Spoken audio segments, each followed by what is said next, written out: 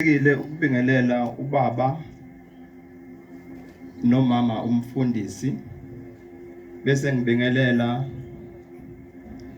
ihambeli zethu ivakashi esinazo nami ngiyayibingelela ngoba nami ngizivakashi bese ngibingelela i-congregation yonke ngokukhethekile bese ngibingelela umuntu omusha. Sawubona umuntu omusha. Sanibonani bantu abasha. Nisaphila abantu abasha. Niyakenjoy ubusha benu. Hey kumnandi kuba musha. Abaningi benza amaphutha ebusheni bayiziba lento yokuba umuntu omusha. Mase bebadala intshebe izimhlophe bese efuna ukuba musha, bese efuna ukudla njengabantu abasha, afuna ukuphuza njengabantu abasha, afuna ukugqoka njengomuntu omusha, afuna ukukhuluma njengomuntu ima mkhulu isikhathi esidlulile, adlala imiculo yabantu abasha.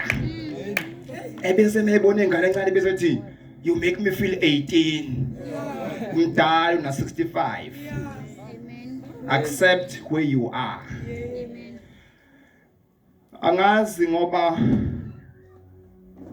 kahle angivamile ukubhala uma ngizokhuluma. Manje ubaba uMathunzi uthe ngiprepareile kanti angiprepare uma ngizokhuluma. Manje sengisenkingeni yokuthi ke angisazi ngizothini ke manje ngoba nami sengimotivated kakhulu kade ngifikile ngizwa ama motivations kule ndawo.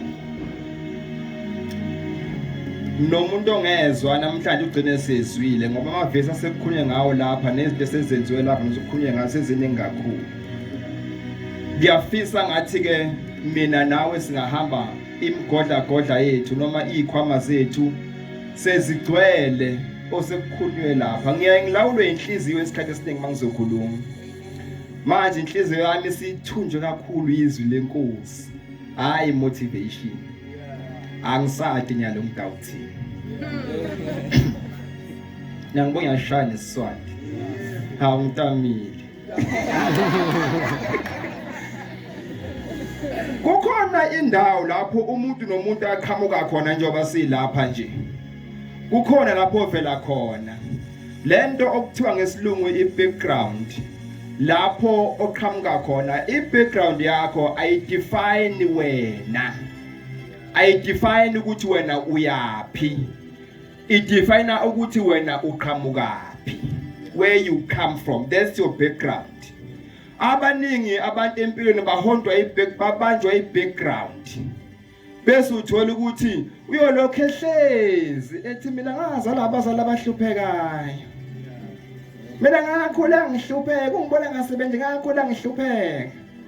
Angilingiseli njalo mama ngisho nje angilingisela umuntu odabukisayo. Mangiphisise kulingisela umuntu odabukisayo. Ayekho umuntu othi mina ngakhula ngihlupheka ungibona nje ngihluphekela. Hayi akasho njalo. Mina ngakhula ngihluphekela njalo.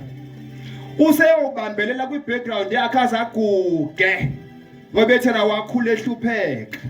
Yenza okuthile nge-background yakhe. I-background ifana nesibuko, it reflects, it's your reflection. Kodwa uma uyibuka esibukweni kanje nina abantu ababonayo, bayida uyangibona emehlweni sengikhohle ukusho. Ngakhohle indaba enkulu kangaka. Shange sokhohle ngokusheshsha okungaka. Angibone emehlweni njengoba ningibona nje. Kodwa ngiyayiqhenya ngalokho. Mawungibukela phansi noma ukudabukela ngiyakuzwela ngoba mina ngiyidabukeli. Ngasamukela isimo sami. Haleluya. Nawe ngicela usamukele sakhe isimo. Ngelinye ilanga bengidlala ibhola mina kakhulu ngirepresent iprovince yakithi KwaZulu Natal. Mase ngizohamba nje sengikhetha ukuthi ngiyodlala eGauteng ku-School of Excellence. Ngavele ngavuka ekuseni ngingasaboni. Ngingenankinga nje. Ngingena inhlungu emehlweni. Ngingenabala emehlweni. Ngingazange ngigule ngamehlo ngingenama symptoms ukuthi amehlo amaningi. Ngavele ngavuka ngasaboni emehlweni. Ayi, awuthi ngiphuza manje mase ningibona nje sina ngidabukisa.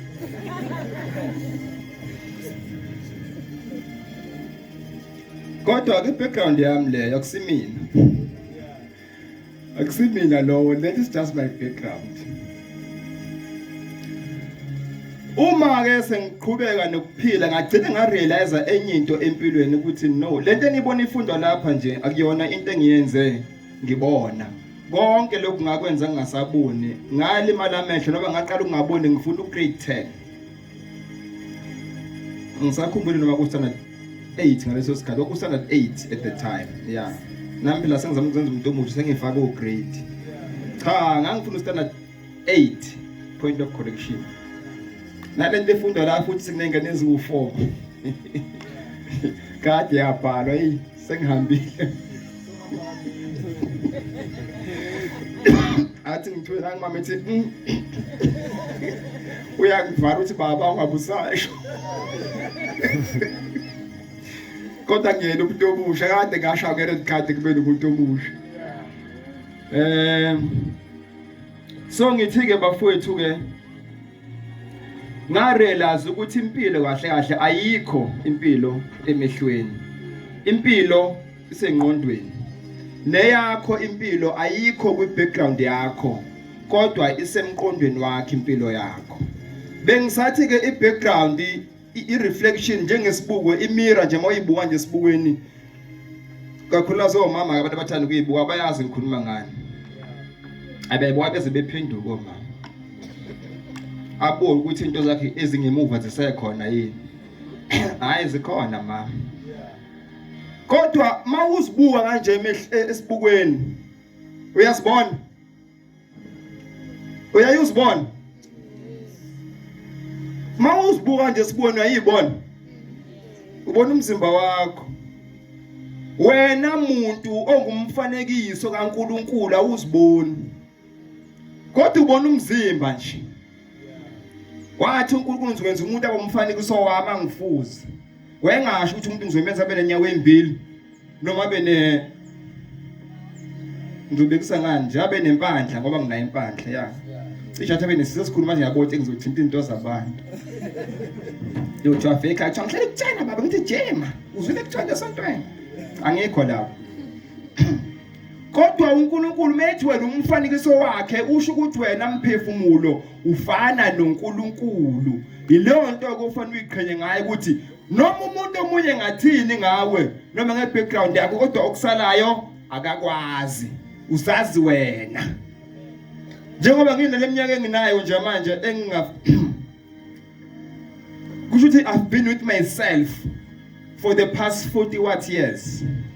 Sengaqhamuka umuntu okwaze izolo noma 2 weeks ago noma 2 years ago noma 10 years ago abese kutshela ukuthi wena into yalutho bese uvela uyamlalela.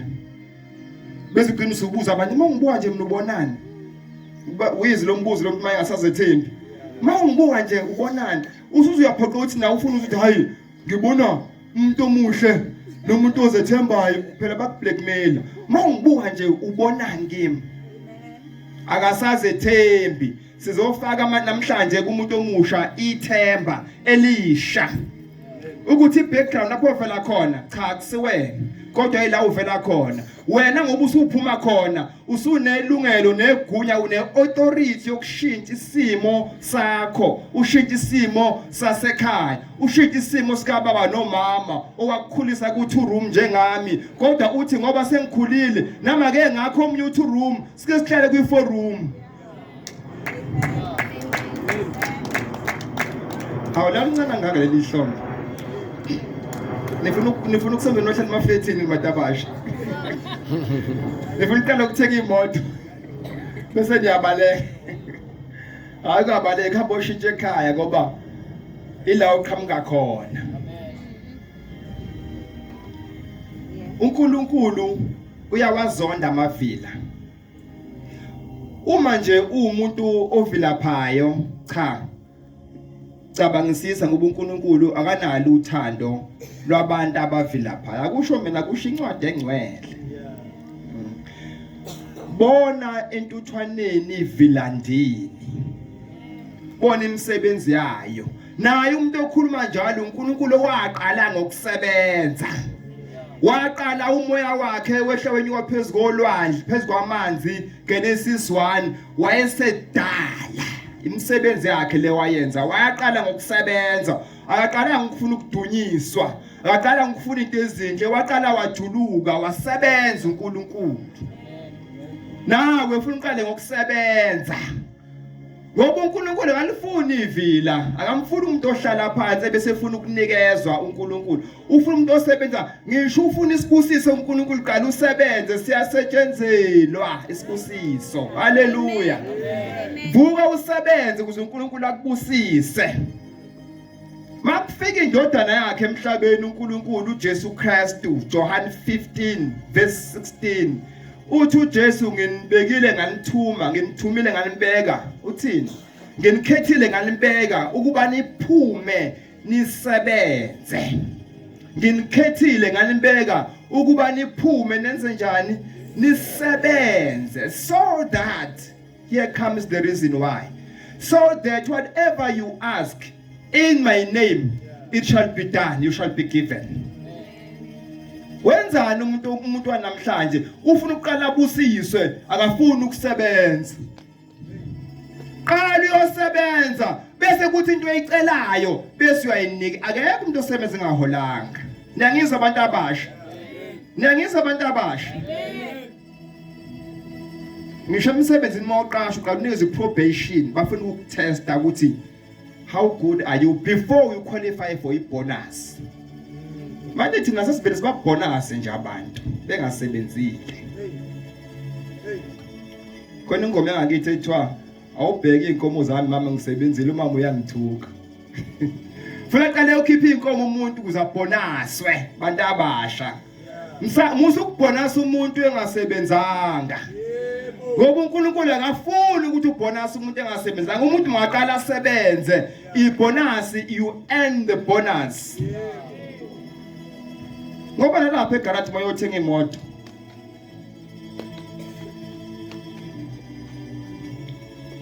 awuvesane nje uqale kuthiwa i-test drive kodwa le test drive akuyona lo yithengayo kusho kahle lento ku-test drive imoto uma uqeda ku-test drive wena uzoyishiya egarage uthenge lenentsha kodwa zamanje ziyacasuka imoto hawa ngi-test drive usungishiya kanjalo bese yaqalekisa ubuvumelana nabe ku-test drive bantu abasha ngikhuluma nani endlini ngithi abantu bathenga imoto ezintsha masebethenga abathengi lezi se-test drive ngoba kuzofika omunye ezo-test drive kahle igama lemoto akusiyona iMercedes bathi demo yaka-Mercedes niyangizwa abantu abasha ngiyaliqoqa ulimi lami ngisesontweni haleluya ngiliqoqa ngokusamandleni ngoba esikoleni mawufika khona i-exercise kuthiwa ijota niyayazi ijota le jota mawufuna ukubhala mawufuna ukubona impela lakho liyabhala niqala ulitheze lapha kwijota awunendaba nebengadabuka uyahliza nje liyabhala bese uyabhala ke entweni yakhe serious ijota mawufuna ukubhala ibhala ufuna ukufunda isibalo sifundela kuphi njalo mawuvuma ukube ijota iba a real person iba a real you ngoba wena umfanekiso kabani uNkulunkulu akaze nakanye wayibukela phansi mase umfanekiso wakhe sibukela kanjani phansi become a real deal nawe ngempilo yakho ngoba kunabantu baba umfundisi nawe mawe mfundisi angazi ngizokubuka kwa umfundisi noma ungapha kulungileke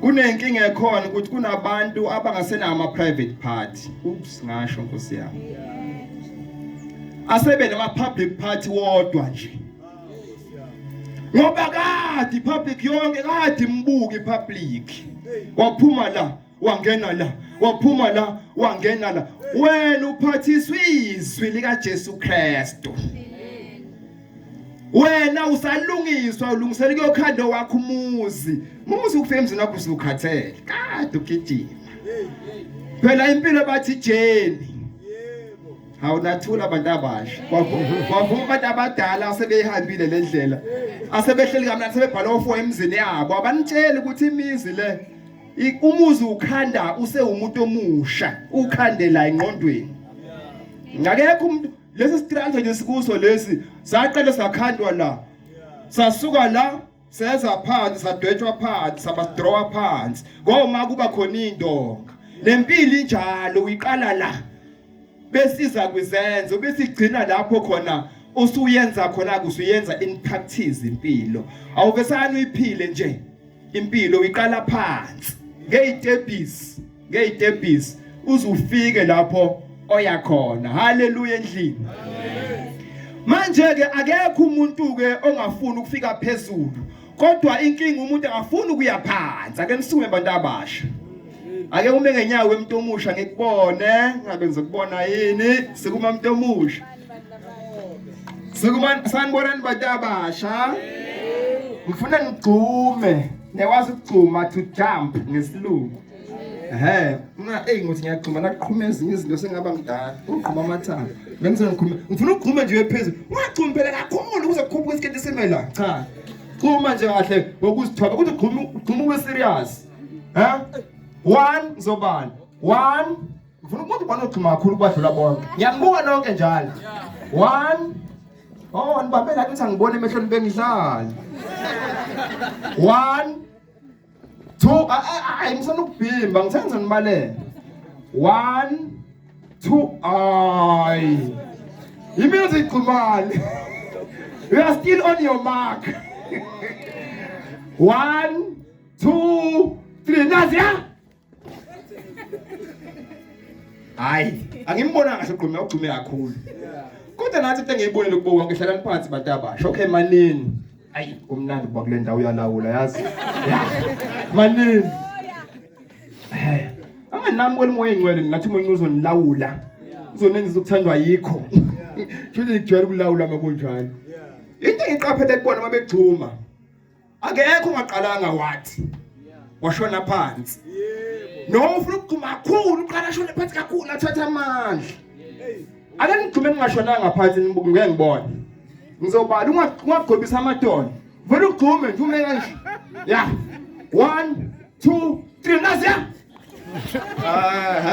hlala phansi umuntu umusha ngiyabonga kusho ukuthi impilo ufuna siqale sishone phansi futhi sikuvumele ukuthi manje sengikuphi ngilungele ukwenza njani ukuya phezulu angithi ukuthi ngobusa sewumuntu omusha bese ubheka ikhehla elinemali wena ufuna ukuya phansi ukuthi ngoba umuntu omusha usufuna ukubheka isalukwazi esinemali esesizophuma ipension bese uvela impilo uyiqala nje phezulu ngeke usigebele isihlahla ungahambanga ngama branches aso ufuna uqale phansi usigibele from the leaves uqala phansi uye kuphi phezulu impilo injalo bafowethu ufuna sikwamukeleke masise phansi singabantu ukuthi manje sisesigabeni we are at the stage la khona siyiphansi khona i-background yakho ileyo why do you do that because impilo yakho izokulidela kwi-purpose uma uphila kufanele kuzazi ke manje ukuthi wena uvelaphi ukuphi futhi uyapi those are 3 stages ofuna uzazi umuntu omusha ukuthi njengoba ukhona you're not just living to pass the days kodwa wena nje ubukhona uyaphila ukhona lapho usuka khona khona lapho khona futhi lapho oya khona uma ungenalo lohlelo emqondweni wakho kusho ukuthi nawe awubone emehlweni futhi uyangedlula mina uma ungakwazi ukuzibona ukuthi ukuphi uyapi noma uvelaphi futhi those are most basic elements of human behavior ukuthi uzazi ukuthi usukaphi ukuphi futhi uyapi uzazi wena futhi don't be in denial ukuthi ungubani nokuthi ukuphi faka makeup ebizayo noma ugqocethu lesibizayo nebhande libizayo nojino obizayo kanti awunamali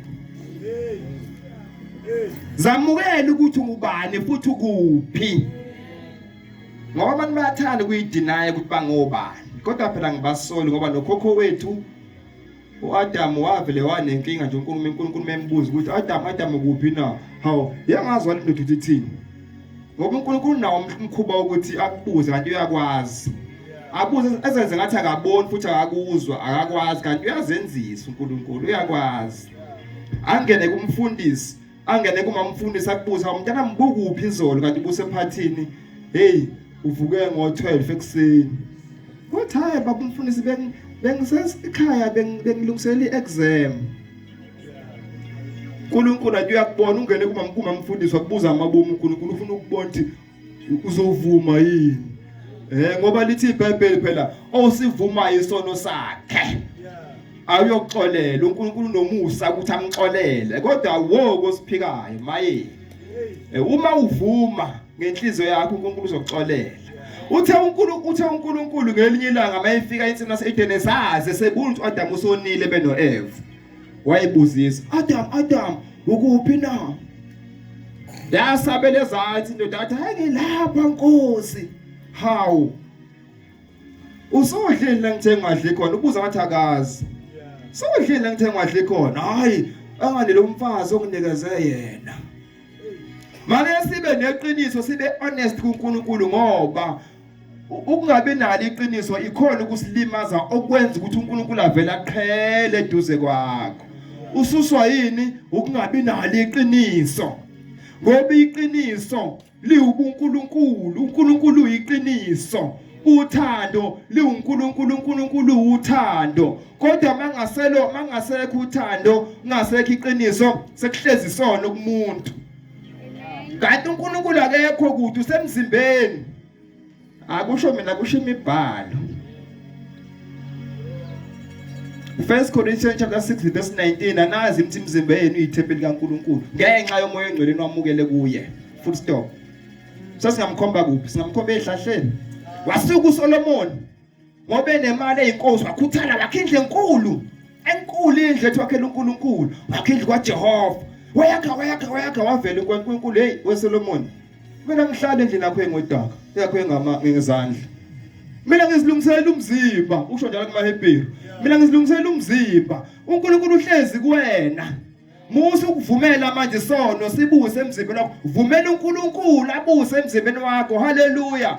Vumela uJesu athathe indawo yakhe emzimbeni wakho abuse. Haleluya. Ngoba makubusa isono uNkulunkulu uzoqhela amele kude. Yikho nje uJesu eseyithwele izono zabantu wathi esebona uNkulunkulu yaqhela phela uNkulunkulu akahlala kunesono khona. Yikho ithi indaba ezulu kuhlala abangcwele bodwa, kuhlala ingcwele zodwa, kuhlala abantu abangcwelisiwe. Kodwa akungcweliswa umuntu ezulwini. Haleluya. Akungcweliswa umuntu ezulwini, akekho umuntu ongcweliswa ezulwini. Ubungcwele umuntu buthola esemhlabeni. Akekho suka lapha ethi ngezulu ngizayongcweliswa. Uya khona ngoba esengcwelisiwe. Lamazwi sorry. Lamazwi elento defake lo mshini wayo la madoda. Oh. Okay. Yeah, hayi ngasasondile ndoda seku right. Ubungcwele sikuthola emhlabeni.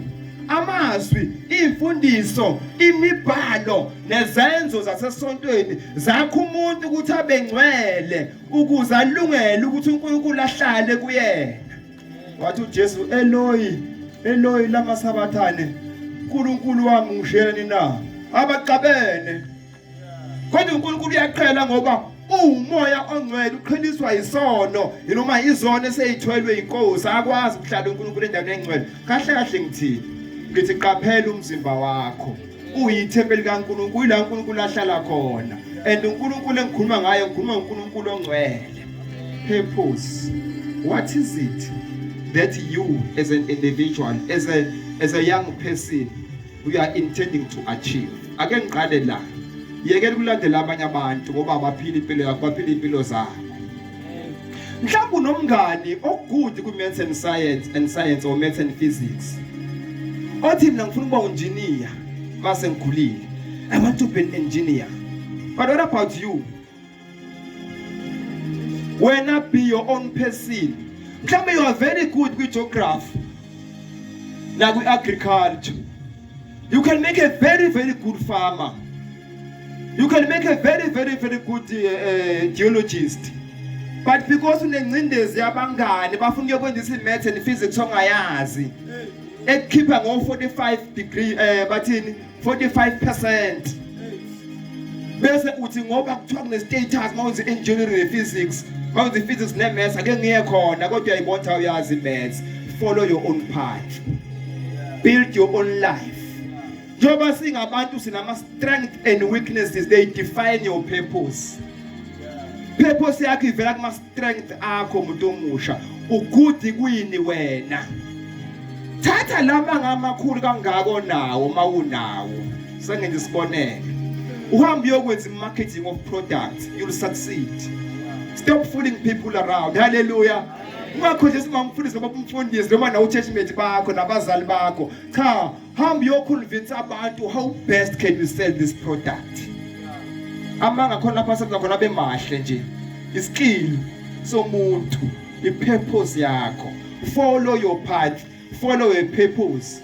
Njoba siphila kunalethwa i-career guidance, guide wena ukuthi ufuna ukuba yini, which path do you want to follow, but follow your heart more than your path. Follow your strength more than anything else. Follow your strength more than your friends. Because ubungane buyaphela. Ubungane benza njani? Hallelujah. Ubungane benza njani? Abakhulisa nabakhulisana nabangani. Bahle kodwa bayakhohlisana. Ukuthuka namhlanje kusasa uphinde futhi ebe umngane wakho. Bahle bayakhohlisana nasekhaya silwa balwa abantu bezibethuwane bashane ngamapani. Belale bengadlile. Kwenzeke yonke into umuntu ucasula umzali, ucasula umfowabo, ucasula udadewabo kodwa kusasa umzali usewumzali wakho, umfowenu usewumfowenu. Ngoba lithi iBhayibheli vuma ukoniwa. Vuma, 1 Corinthians vuma ukoniwa ngoba nawe uyona. Alifiki ilunga lebandla silethemba yesontweni livele likhulume kabe ngalo linyathela nje kancane sehambile. Kodwa uthi semndenini wakhe la. Kodwa emndenini wakhe baze bamtshela isiphukuphuku wena. Uyisilima wena sibanibani. Kodwa uphinda buyawela khona futhi adle khona. Kodwa sonke niwanyathela kancane uyabaleka. Sonke oswi congregation yonke manje yolanda usibanibani ngoba usebaleka usekhubekile. Hayi makayipheli indaba yokukhubeka. Kule journey sihambayo bakwethu sifuna ukuyihamba noJesu. Masihlukana uJesu uyasuka phansi kwethu ngoba akekho uJesu masuwedwa. Ukhona mawunabanye abantu. Hallelujah. Wathi uNkulunkulu manihlangene nibabili noma nibathathu mina ngibakhona. Manihlangene. Masubaleka usuwedwa ekhaya. Uphi uJesu? Bawuthi abantwana uphi uJesu usezulwini. Sebekhomba kude. Wenzani ulinde ibandla? Hamba uye ebandleni lakhe. Sanibona abantu abasha. Engakuthathe lokho ukukhuluma ngaka ngathi umelene nathi nje ngqo namhlanje Nkosi yami. Hayi okunye siyokuyokwehla masesidla. Ngoba zobe zikhona iziphuzo angithi i-purpose yakho, define yourself in the spectrum of life. Identify wena, have your self identity. Ngiyalibona igama nesibongo sakho, but wena ngahlahla ungubani, ubhekephi? Those are the questions you need to ask yourself growing up as umuntu omusha. Ngoba ngeke uhlale umuntu omusha ngelinye ilanga uzoba umuntu omdala. You are expected to come back to this church and stand on this podium and motivate abantu abasha about the path you have walked. Manje wayilahla manje usewumuntu omusha noma usubayala abantu abathi ayisiyamazi umama wayeshawa njalo uthulala ngaphandle.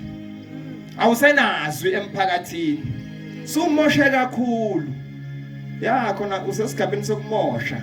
Kodwa uthi ngikuhlabele nje ngoba sendlini kaNkulunkulu uSathane ufuna abantu abasha.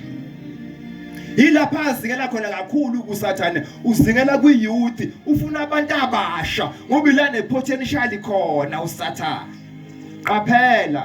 Qaphelisisa umuntu omusha, uhamba kanjani umuntu omusha. Ngoba uSathane ufuna wena. Wakhathala umuntu oshaya ikeyboard ungixolele baba ngiyakhuluma mina. Ngaze ngathandaza ngathi ngicela ngiphendule ukuthi ngikwazi ukukhuluma nje. Hayi ngikhulume nje ngingayeki kodwa sengizoyeka ke manje. Kukhona into edunge izwe njengoba sikhona umoya kaSathane. Asikhumbule ukuthi uNkulunkulu umoya noSathane umoya. uNkulunkulu ungena ku wena uze kimi, uNkulunkulu akhulume ngomzimba wakho kimi. Hey, ngikhomba umuntu, angikhomba ispeaker.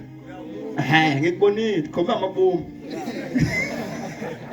Mawufika kimi wena uNkulunkulu bese ekhuluma ngawe esebenzise wena uthi ukhulume nami. Fanele ngimuzwe. Aphinde uNkulunkulu angene komunye, hayi angakhombi. Aphinde uSathane angene komunye uSathane angene komunye umuntu. Eze kimi ezokhuluma. Uyozwa selithi ilingwa lemandla ayikade ngalibone lisonto. Sengene umoya kabani manje kaSathane. Manje uSathane wayeyingilosi yasezulwini. uSathane wayehola idepartment yokudumisa uNkulunkulu. uSathane ezulwini eUlucifer igama lakhe. Uthe esevuka umona, mhlawumbe nje bamfundisa simele lapha nje mhlawumbe siyafisa ukuthi yabo ukudla wesike sibe kule photo yakho kube yithina nje abafundisi. Ngoba amandla abantu bakuwa ngenye indlela, amandla babuka ngeso lokujula, ngeso lefuture. Uthe mase wazi wonke ama-tricks okudumisa uNkulunkulu engobhala zingelosi ube idumisa uNkulunkulu, wavuka umona wathi hayi ake niye ukudumisa, ake nidumise mina ke manje. Kwaqala ngoba nomsindo ezulwini. uNkulunkulu ke njengoba ngeke ngasho uyathanda ukuyibuzisa. Gabriel ongalomsindo ongale usho ngathi akezwe, ngathi akazi. Hayi Gabriel mamba yohlola noMichael. Babefika hawu uSathane bambamba bamphosa emhlabeni. La kuzalwe khona wena. Makufika uJesu Luka 4, makufika uJesu uthi uSathane la emhlabeni kubusa mina la. Yonke lomcebo owubonayo owami. Wena khothama kimi mina ngikunikeza wona ngoba nginikeza noma ubani ngendlela engithanda ngayo. Lo mcebo esiwufunayo njalo. Hayi angishongo njalo bengidlula nje. Unomnikazi wawo. Kubusa yena la. Wena uzalwa nje uzalwa kwi-territory yakhe. You are in a battle to fight, not to belong to him but to belong to uNkulunkulu. That's the battle you are fighting. Ngena kumuntu omusha kuSathane ahla asebenzisa yena. Bese bethi abazali oma yesikhosana bethi hayi miyeke nje. Ngenze isibonelo nje ngizothi usekitchen usebuyile yini? Awu ngiyasho ukuthi usebuyile Nkosi yami. Kodwa lesiphi ihamba ezefika ebhodweni lesiphi khanya isola lezi. Hayi ziyafika ngale. Cha ngisibonele ngomama nje. Bese ethi umzali ekhaya hayi miyeke lo mntwana usesigabeni sestage uzoba right. Esho ebehleziwe uSathane usewasifaka emqondweni yethu uSathane samukela imikhuba yakhe ayenza ngabantu abasha ukuthi hayi basesigabeni sestage. Yazi aqanjwe igama kuthiwa istage. Kunabantu namhlanje asebengamakhehla asebezalukwathi basesestagini namanje. Kunomuntu ona 35 years usaphepha njengengane na 16 usabulawa estage namanje. Umoya akuyona iminyaka, umoya kaSathane istage esihlala kubantu. Bengithi ngishayela izandla. Cha beyicabangela ngithambe ngesenzo ishaya khona ngizokhona ukuphuza amanzi. Zibe inkudlwana ke kuloko. Yikho ngithi umuntu omusha ze-identify waqala nje wenza izinto ezingamukelekile endlini kaNkulunkulu la. Hayi iziquestion ezibuza wena. Bonke laba abagcwele abantu abangaka yindaba